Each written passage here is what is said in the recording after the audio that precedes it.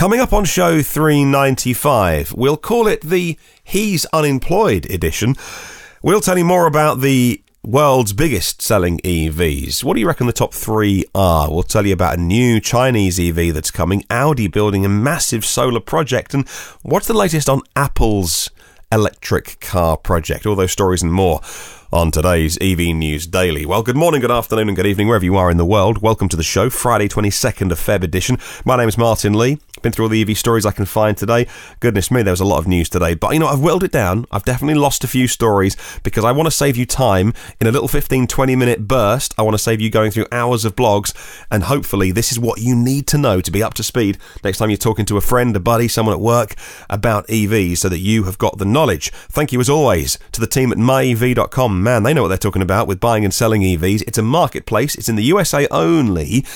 And you can learn on there as well about EVs. But if you are in the market in 2019, check out myev.com. Thank you to two Patreon supporters of the show. Long-time supporter Barry Peniston has increased his support. Thank you, Barry. Barry is now an executive producer of the show and a new executive producer, Enrico, who messaged me as I was coming into the studio last night. I saw it ping up. I didn't want to do it because I hadn't fully read it and I didn't want to cock it up. So Enrico Stephan-Scchilow, thank you very, very much for your message as well. Not only your support, but your communication. I'm looking forward to learning more about what you're into with EVs and stuff like that. Sorry about, once again, I hope this is the last time that I sound really rough. I'm honestly feeling 1,000 times better from the man flu. I know I still sound terrible, but I'm feeling so much better. Thank you for everyone that sent me some nice emails saying get well soon. Depending on when you're listening to this podcast, chances are I'm now unemployed. I will expect my paperwork in the post very soon. The last day of a 22-year radio career. 10 years in my current place, working for national radio stations here in the UK. The last day was Friday today, if you're listening to it on the day that we publish the podcast.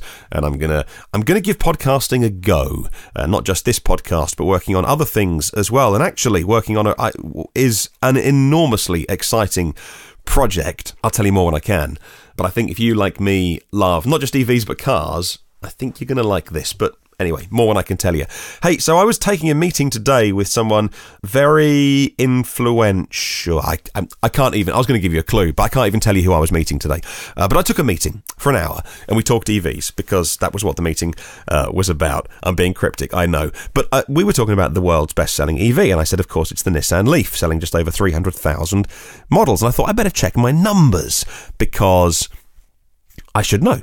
And so I did. And actually the Nissan LEAF has sold more than I thought. Nissan LEAF is now up to 360,000 units worldwide since they started selling the original 24 kilowatt hour version all those years ago. The number 2 place, by the way, is the Model S that sold 240,000. That's a bigger number than I thought as well, but I guess it makes sense. Been selling the Model S a very long time, had a refresh along the way, still on sale, still very popular. That's 240,000 worldwide. The third place one is it's a pure battery electric vehicle. It's an SUV. This one isn't an SUV. It's the BAIC EC-Series, and that's done 170,000 sales. Thank you to Mark Kane at Inside EVs for the numbers as always, and the EV sales blog report, which I tend to use. Talking Geely, they've got an SUV, which is a pure electric car. It's in China. Again, it's a car that you may not have heard of. It's called the M Grand GSC. Very popular, and they've launched a new one, an updated one. Looking at the spec sheets, all the dimensions are the same, so I think this is just a tech refresh, but if you're in China, if you know anything about Geely, let me know if I've got this wrong. So they've increased the range by 100 kilometers to 450 kilometers. The power goes up to 130 kilowatts, and the acceleration time 0 to 62 miles an hour, that's 0 to 100 k's, is 9.9 seconds. Not the quickest car in the world, but certainly a lot cheaper than many EVs that aren't sold in China, where just millions of EVs are on the roads. Audi, of course part of VW, are taking their responsibility to make EVs as green as possible, taking it very seriously. Together with E.ON's a big energy company, by the way, Audi's building a solar energy park on the roofs of its 2 logistics centres in Hungary, 160,000 square metres. Europe's largest PV system installed on a building is going to be the Audi Hungarian Logistics Centre. Output of 12 megawatts. Wow. Construction starts this summer. it'll be finished by, well, these renewable projects are super quick anyway, generating by at least early next year, if not sooner. I'll put a link to that article in the show notes if you want to read more. Let's talk Apple, the Project Titan, which is their self-driving / electric car project. Been on and off over the years. It was a car, then it was not a car. It was simply the software that they would sell to other automakers. Now it looks like it might be a car again. According to new rumours, vehicles have been spotted, as reported to Manager magazine, painted in black and painted in silver, but the vehicles aren't cars, they're vans, which has led to speculation that Apple are making a van, or a truck, as you might call it where you're listening around the world. The Apple car could arrive from 2023 onwards. Project Titan has been a working group inside Apple for a long time now, and originally working on an entire vehicle, then like I say, it became a self-driving system. They could have just sold on the tech, the software. Now it looks like it could be vehicles again, says this speculation. I mean, I don't think they're going to make a van or a truck. I don't see Tim Cook on stage, one of those sexy Apple keynotes on the, with the big screen behind him, and he goes, "Hey guys, one more thing. We made a truck." That's not Apple style, but it's interesting. They could be putting their tech inside some random vehicles. But it looks like Project Titan is ongoing. Let's move on to Kia and the eNiro. And this was one piece of news last week in the UK in a magazine about delays, and it didn't report the source, and I mentioned it on the podcast, but I said take it with a pinch of salt because it's a single source piece of news. And normally I like to try and find at least two sources independent from, certainly online, before I talk about a story. And now Electrive, which is the industry news source, has actually got hold of a letter sent to dealers, and so I'm more comfortable reporting this now.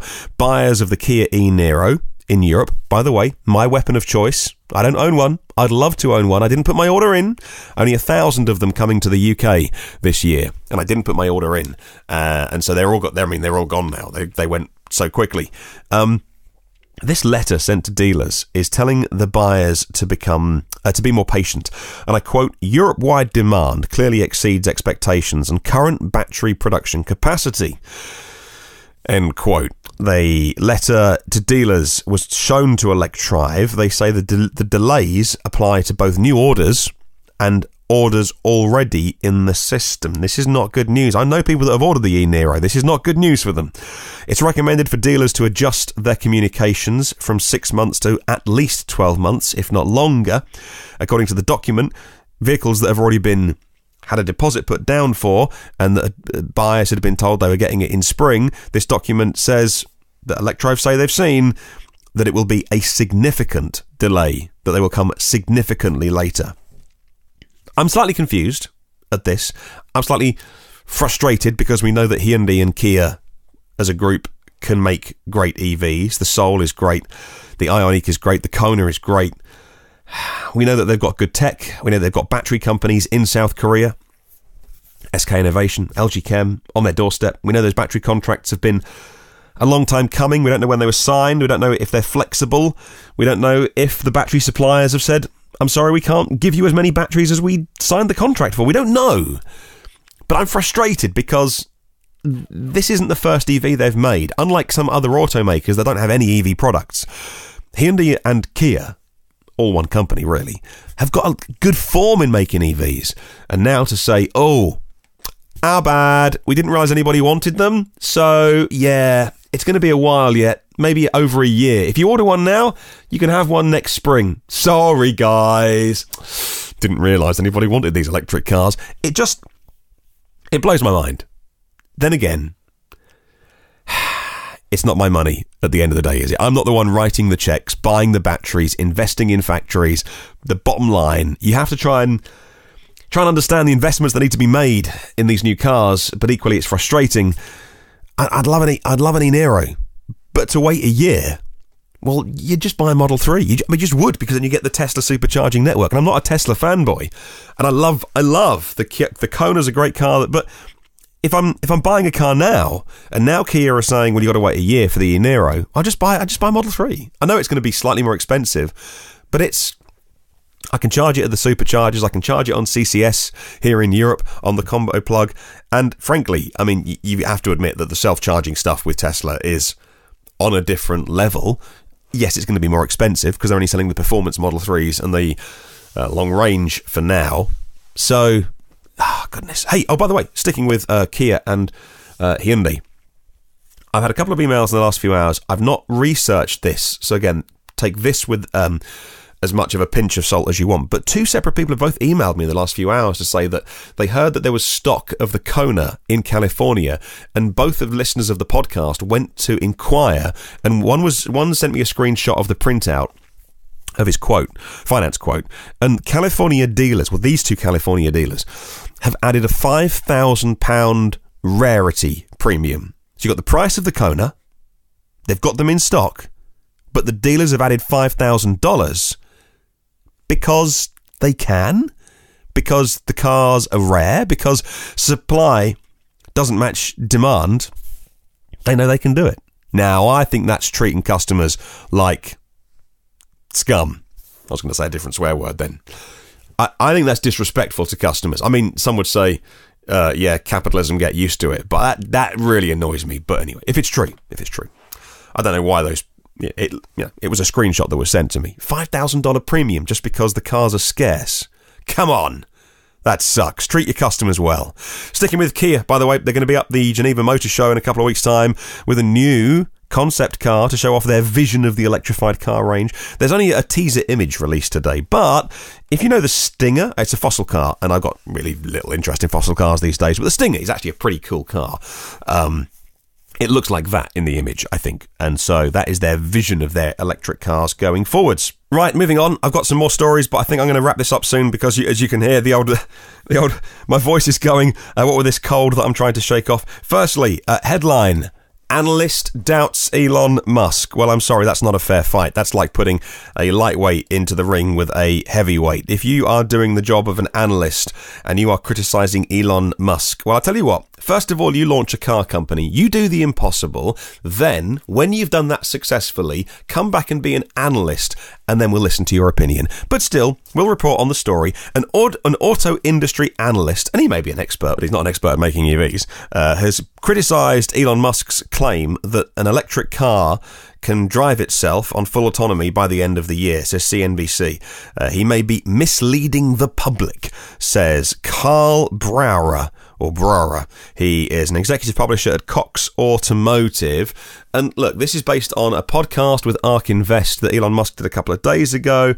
And this just frustrates me because this is ignorance. If you listen to the podcast that Elon did, it's half an hour long, then listen to it again. If you listen to what Elon Musk says, he says within a year, they reckon they will finally have it cracked that a car could drive itself from the parking lot when you do your shopping to your driveway.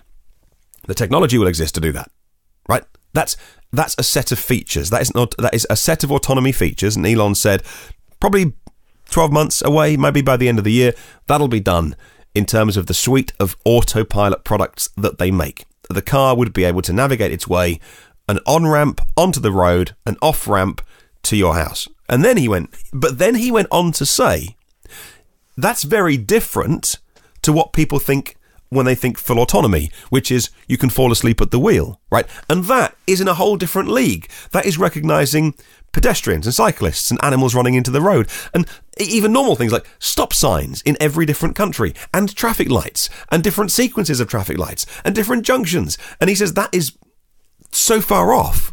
But in terms of Tesla's autopilot product, by the end of the year, 12 months away, that will be ready. But the analyst has got himself all confused, bless him. And then there's articles now online saying Elon Musk is misleading people. Not if you listen to the podcast and you know what he's saying. Oh my goodness, it's frustrating, but there we go. Right, let's talk Tesla Powerwalls finally. A new study is out. 12% of solar installers carry Tesla's Powerwall. 12% of solar installers do the Powerwall. But according to the latest findings in a report in North America, Green Tech Media say that this nationwide study noted that 1 in 3 customers now express an interest in the energy storage solution in their home. Of that subset, installers say that 56% want the Powerwall. They're asking for the Powerwall. A much smaller proportion, though, can actually get it because the Powerwall, once again, is supply constrained. There is really, really big interest out there from people that have solar on their roofs, bit of PV, and they're asking their PV installers, do you do home storage? I want the Powerwall. There's none of them. So few of them. I'll be very careful. Get myself in trouble. There are Powerwalls out there being delivered, but there are far fewer than they could, for instance, if they weren't making a bazillion Model 3s. So, let's move on to our question of the week. MyEV.com sets this as always. Here's the question. Get it in by Sunday when I'll read out your answers. This is your part of the show, and here it is. Is there room for startup EV makers now that the oncoming rush of models is coming in 2020 from those big established automaker names? Will that stifle newcomers, or is there room for new names? You can let me know your thoughts by emailing me. My email is hello@evnewsdaily.com. That's hello@evnewsdaily.com. Leave a comment on Facebook or YouTube or myev.com. Thank you to 189 patrons of the podcast who generosity means that I get to make this show, and this big old career change inspired me to make this big old career change that I am making as of today. Is it scary? Yeah, but no, because I know that there's a bright future around the corner. And thank you very much to everyone who's downloaded a previous episode, 394 of them, online. I think we've made it to the end of the show with my voice just about holding out. It's a lemsip and a hot lemon for me, and hopefully by tomorrow back to 100%. If you want to get the new podcasts, hit that subscribe button on your podcast app, on YouTube, however you get the audio. Hit subscribe, you get new ones first and free and automatically. Please share the podcast with anybody who you think might not want to know about EVs. In the meantime, come and say hi on the socials by searching EV News Daily. Do have a wonderful day. I'll catch you tomorrow, and remember, there's no such thing as a self-charging hybrid.